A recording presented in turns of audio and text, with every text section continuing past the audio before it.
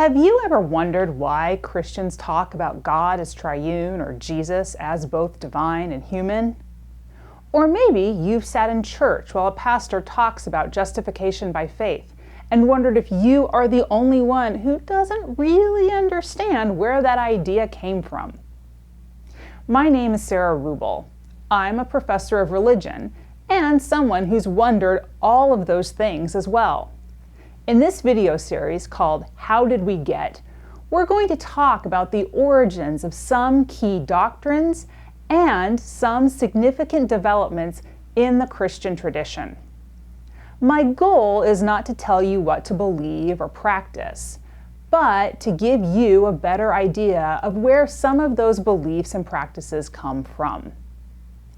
This series was sponsored and produced by the Congregational Church, United Church of Christ of Rochester, Minnesota. People in that congregation, like many of us, had questions about key doctrines and developments. My thanks to them for sponsoring this project as part of their quest to learn more.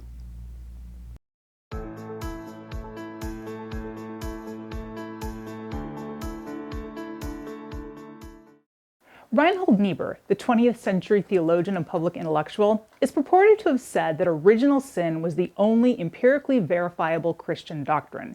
And you can see Niebuhr's point. Look around the world and there's a lot of evil. The notion that there's something wrong with the human condition isn't far-fetched.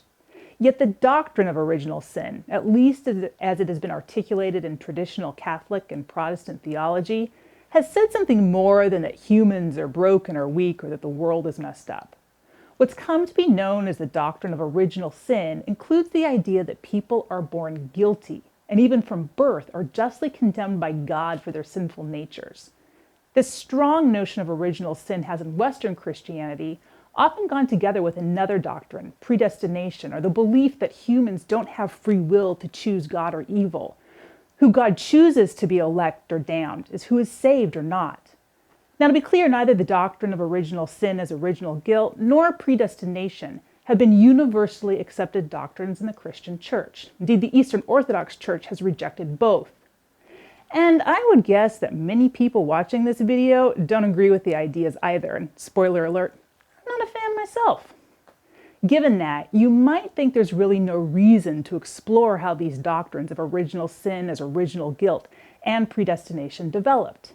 Yet the story of these doctrines is, I think, illuminating in terms of understanding larger debates about human nature, sin, and grace. For people who are part of either Protestant or Catholic traditions, the history is also helpful because your tradition has been shaped by these ideas, even if your particular group rejects them now. These ideas have been part of the debate in Western Christianity, and it's worth understanding how they came to be accepted and what, if anything, they offer us today. Before dealing with all the theological ideas, I want to clarify some terms. Earlier, I was using terms like Eastern Orthodox, Protestant, and Catholic, as well as Eastern and Western theology.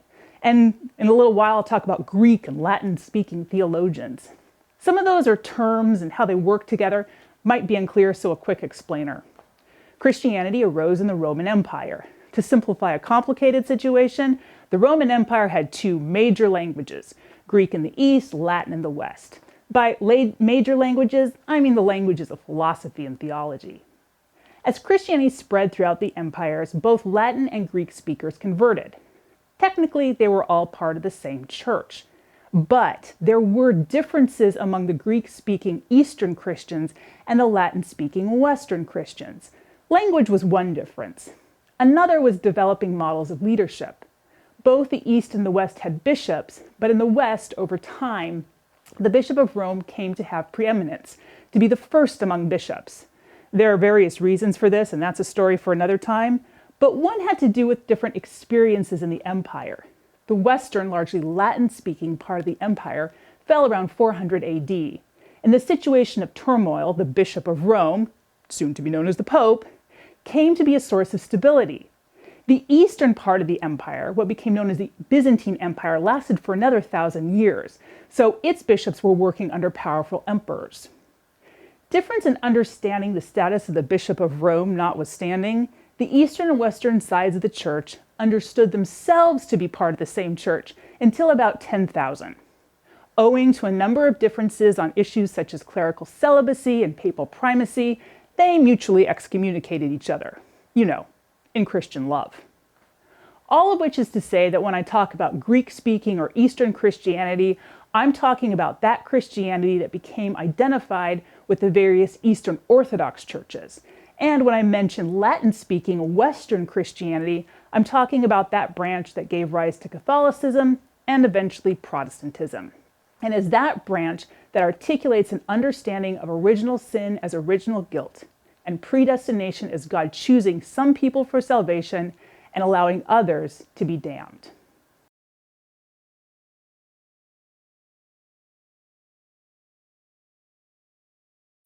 That leads us to a significant theologian for Western or Latin-speaking Christianity, Augustine of Hippo. Augustine was a North African man who, in the 390s, became the Bishop of Hippo. His journey towards becoming a bishop was long and, by his own account, tortured. His father was not a Christian, but his mother was. His family had big plans for him. They wanted to achieve in law and rhetoric. But according to Augustine's account, the life of ambition and glory that his family desired for him left him spiritually bereft. In a famous passage from the beginning of his spiritual autobiography, The Confessions, Augustine, speaking to God, says, "Our hearts are restless till they rest in thee." For Augustine, a life of secular ambition was a life of unremitting restlessness. Now, it's important to note that much of what we know about Augustine's inner life during his pre-Christian years comes from a spiritual autobiography he wrote after he became a church leader. He wrote that autobiography in order to guide people towards conversion and holiness. In other words, we can assume Augustine is telling his story in a particular way towards particular ends. But for our purposes, the key thing is not what Augustine actually experienced as a 20-year-old, but what the older Augustine described himself as experiencing, because it's that description that had a profound effect on later theology. Throughout the Confessions, Augustine describes his pre-Christian self as a self-divided. Part of him wants to do what's good and holy, but he also wanted to do what was not good and holy. Famously or infamously, a lot of Augustine's struggles were centered around sex. He believed that the Christian life, at least for him, demanded abstinence, but he couldn't make himself will continence. Now, I will say there's much that I disagree with in Augustine, and we'll get to more of that, but I think it's worth noting the power of his description of the divided self. Augustine gives what I find a very apt description of how people often feel. We know what we should do, love others, consume less, work for justice, but we can't make ourselves do it. In his confession, Augustine writes, "I thus came to understand from my own experience what I had read, how the flesh lusts against the spirit and the spirit strives against the flesh. I was aligned with both, but more with the desires I approved in myself than with those I frowned upon. For in these later I was not really the agent, since for the most part I was enduring them against my will rather than acting freely. At the same time, the force of habit that fought against me had grown fiercer by my own doing, because I had come willingly to this point where I now wished not to be." Augustine names what it is like to know we would be freer if we could do what we know is good and just, and at the same time we find ourselves unable to do it. We feel bound to habits and attitudes we know are bad for us and for others. It's like sin is a series of chains wrapped tightly around us, barring us from moving freely to be our real selves. Thus, for Augustine, freedom from the chains can only come from the outside, from God. God has to come in and free us from those chains. That is, according to Augustine in the Confessions, exactly what happened to him. Augustine, over the course of many years, comes to accept the truth of Christianity.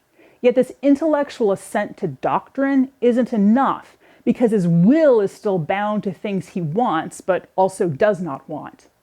After wrestling for some time with his desires, he's in a garden, he picks up the Bible, reads, and feels the love of God entering him and driving sinful desires away. Importantly, Augustine doesn't do it. God does. That is Augustine in the Confessions. It's a very strong picture of sin and the power it holds over humanity. but not the fully developed doctrine of original sin as original guilt that he'll work out in his later years. That doctrine comes amid what we now call the Pelagian controversy.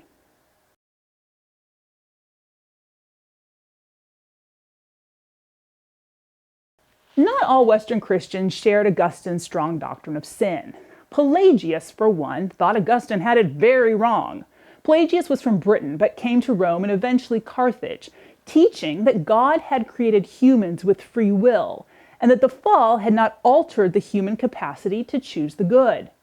Pelagius still had room for grace, at least according to his own account of his teachings. Augustine would disagree. For Pelagius, God's grace was manifest in God creating people with free will, and then in giving to humanity the law, the prophets, and the teachings and examples of Jesus so that they would know what God would have them do. Some historians also suggest that you have to understand Pelagius' context in order to understand his theology, which is actually not bad advice when trying to understand anyone's theology. By the beginning of the 5th century, Christianity had been tolerated in the Roman Empire for almost 100 years and had been the official religion for a couple of decades. A church where martyrdom had once been a real possibility had become a church people participated in because it was necessary for advancement in the empire. You can see how some people, like Pelagius, would have been concerned about moral laxity. Christianity no longer demanded the kind of self-sacrifice it once had, and more Christians were making their peace with things that they once considered highly problematic, like wealth and violence. Pelagius was also, it appears, concerned with emphasizing God's goodness. If people were somehow fallen, Pelagius thought, it would mean that God created evil. Thus, Pelagius emphasized a good creation and a human nature that could choose the good. Augustine disagreed. Certainly, the ability to choose the good on his own had not been Augustine's experience, at least not as he recorded it in his Confessions. He also did not think it accorded with the Bible. One key verse was Romans 5:12. In the Latin translation Augustine had, Romans 5:12 says, "By one man sin entered the world, and death by sin. So death passed upon all men, for in him all men sinned." As a point of reference, the NRSV says, "Therefore, just as sin came into the world through one man, and death came through sin, and so death spread to all because all have sinned." Note the difference. In him all men sinned versus because all have sinned.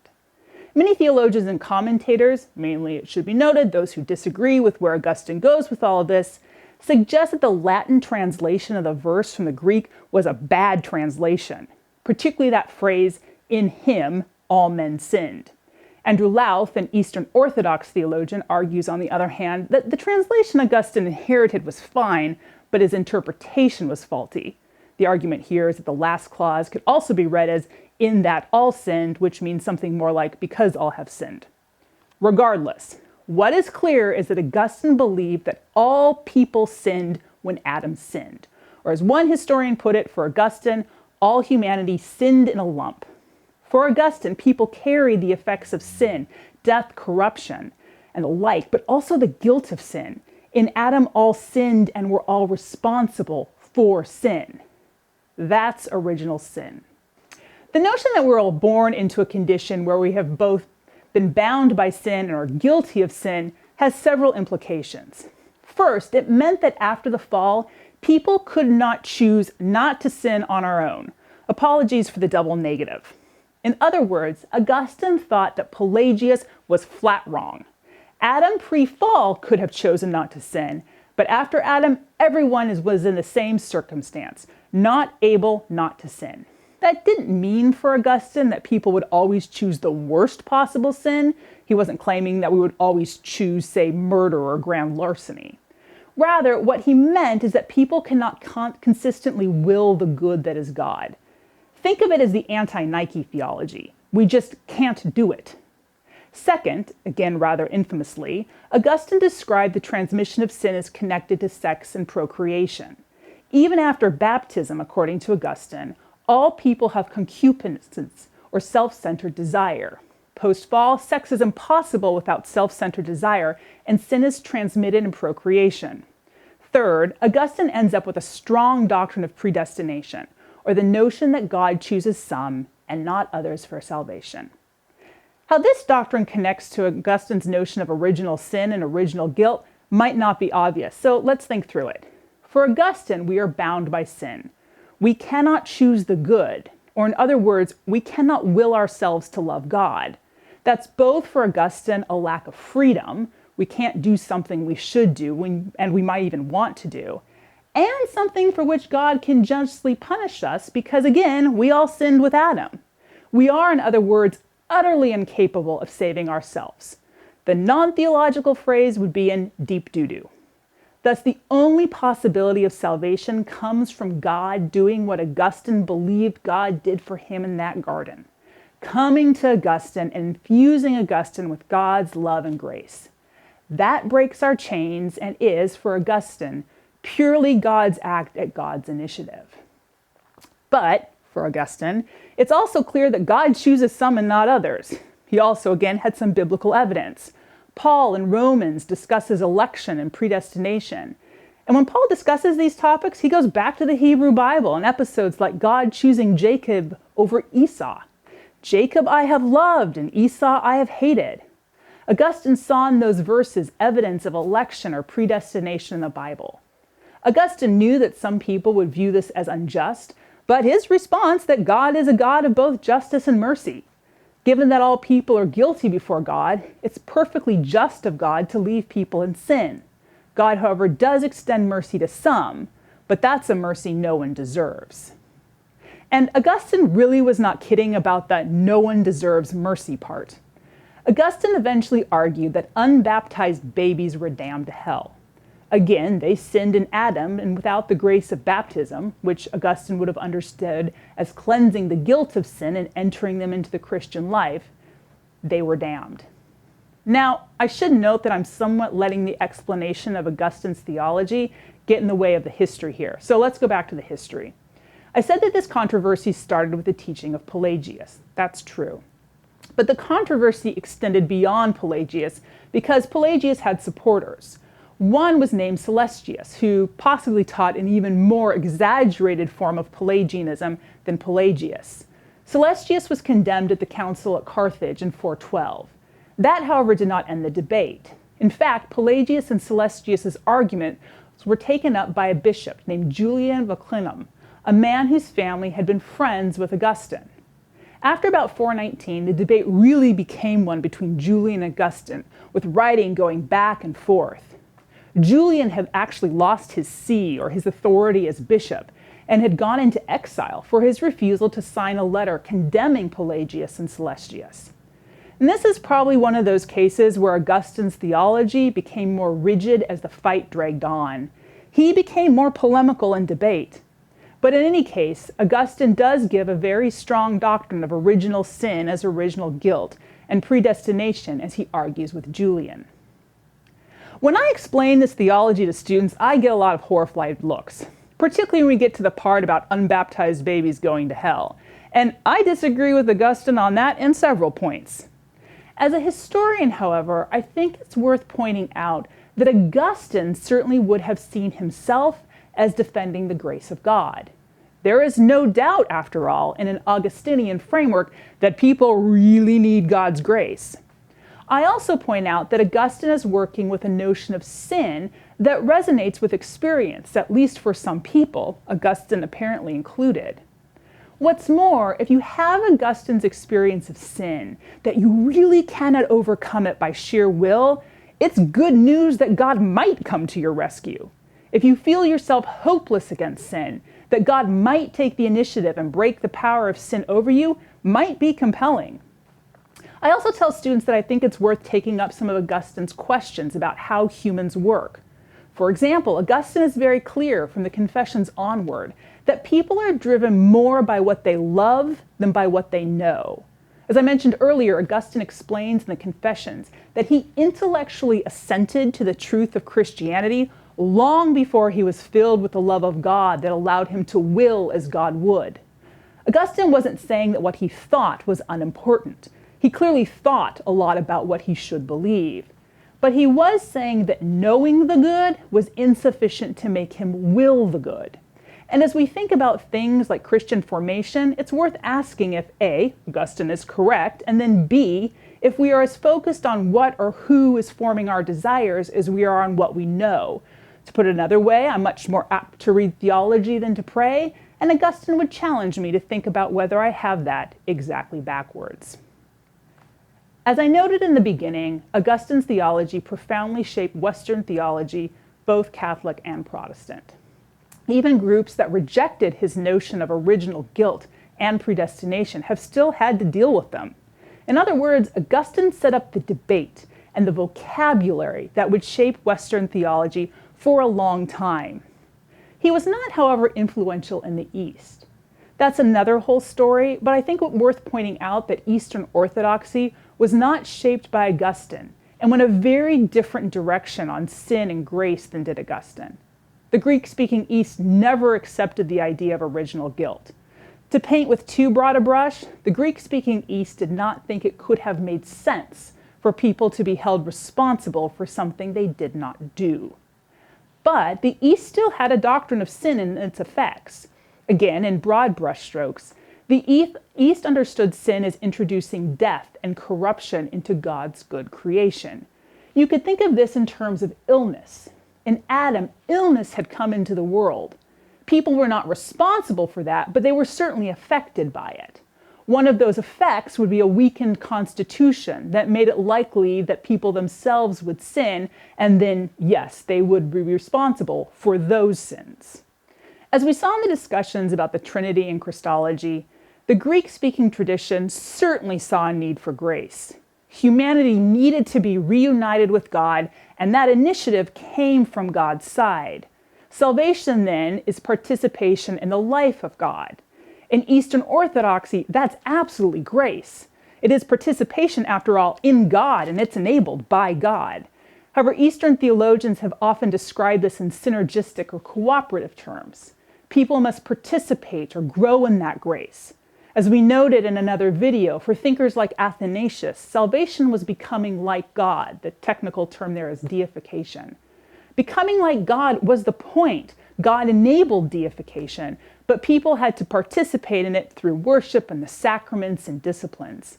There was more room in the East for human cooperation and agency in salvation than there was in at least some of the Western theologies influenced by Augustine. In some, the Eastern way of thinking doesn't map well onto the various sides of the Pelagian controversy. The framework and the terms were simply different.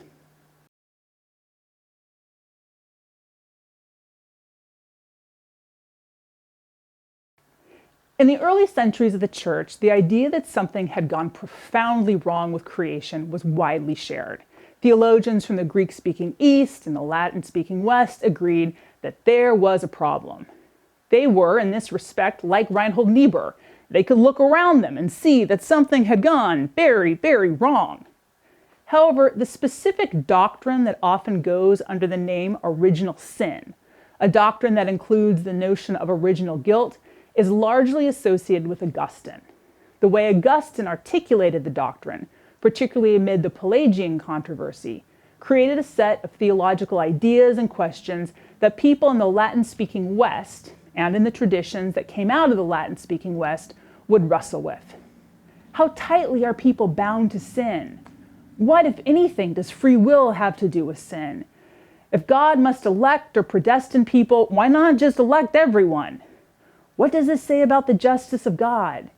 Is human freedom or agency compatible with God's freedom? And on and on and on. I would guess that many listening to this are skeptical of at least some of Augustine's claim. I certainly disagree with him on a lot.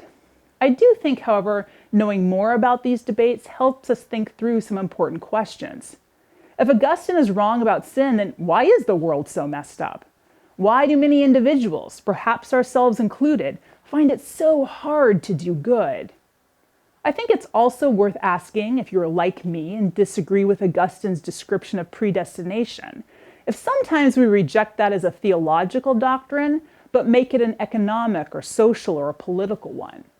If we happen to be the fortunate, do we sometimes tell ourselves that we are chosen or elect or special? Or perhaps we are more secular Pelagians, telling others that if they would just try hard enough or do more, they too could be successful or healthy. Do we sometimes give too much credit to human capability, particularly when we are judging how much other people should be able to do for themselves? Here again, I don't think the point is to accept what Augustine or any of the people involved in that debate claimed. Rather, I think much of the value of learning about the history of theology lies in the way that it opens up conversations, invites us to consider various perspectives, and helps us articulate what we do and do not believe.